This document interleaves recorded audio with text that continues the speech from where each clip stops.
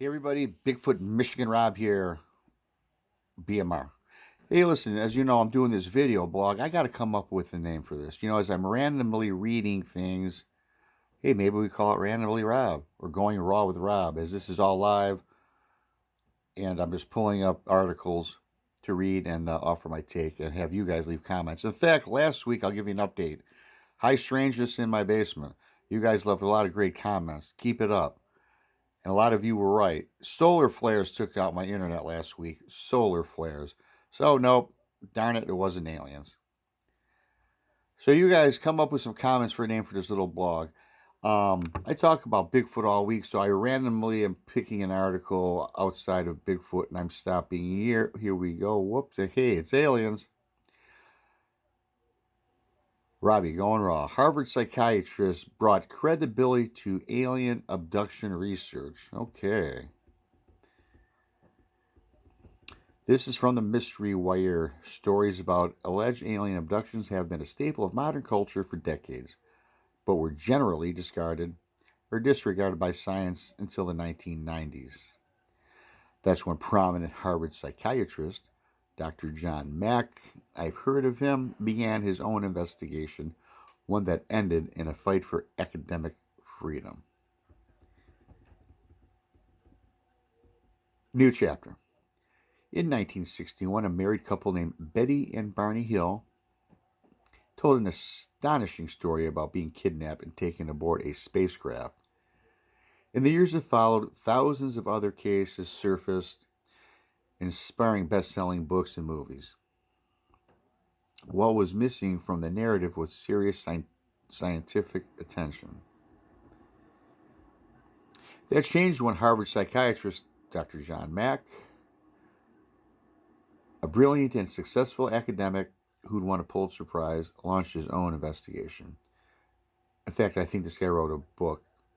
Met and interviewed hundreds of so-called experiencers and came to the conclusion that their stories were true.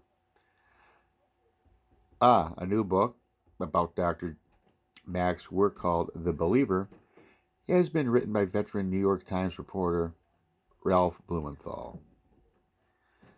There was evidence, Mack said. There was a fragmentary evidence. Some people had scars on their body they couldn't explain. Blumenthal told Mystery Wire, in a new interview. There was a quadriplegic who had scars on his body. He couldn't move. He couldn't have done it to himself. There were areas where UFOs were reported to have been seen and landed, where the ground, showed up with different kinds of measurements afterwards. Different effects were detected afterwards. Grass wouldn't grow with certain patterns. Certainly could have been reworded, don't you think? Sentence was kind of run on. Dr. Mack concluded the experiencers did not have mental illness. They were not making this up. He, Dr. Mack, said, I'm a psychiatrist. So my specialty is the human psyche and the human mind, so I can tell you certain things. These people are not crazy. Blumenthal said, retelling Dr. Mack's defense of his research, that they're not mentally ill because he's interviewed so many. He said, that's what I do for a living, so I know this. These people are not making this up. They're not fabricating or creating a hoax. His defense of abductees led to a massive legal battle with Harvard, which went on to the heart of academic freedom.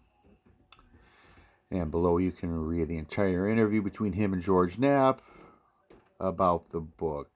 I am not buying this academic freedom stuff.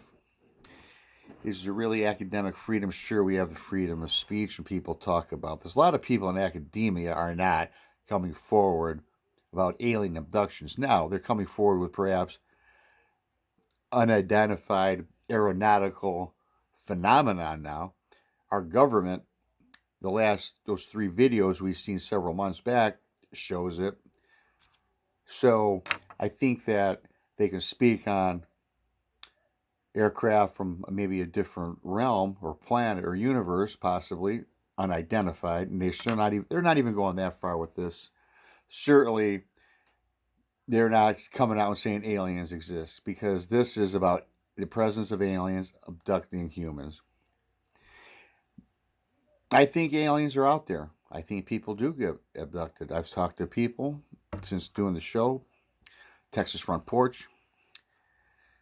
You know, we've spoken on it. So again, they're making this like this is like groundbreaking academic news. It's really not.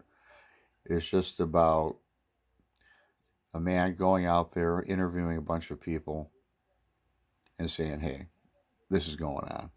I don't know. Leave a comment. Let me know. Subscribe. Bigfoot Michigan Rob if you haven't already. Texas Front Porch. Hope you enjoyed it. It was pretty cool. I'll talk to you later. Bye.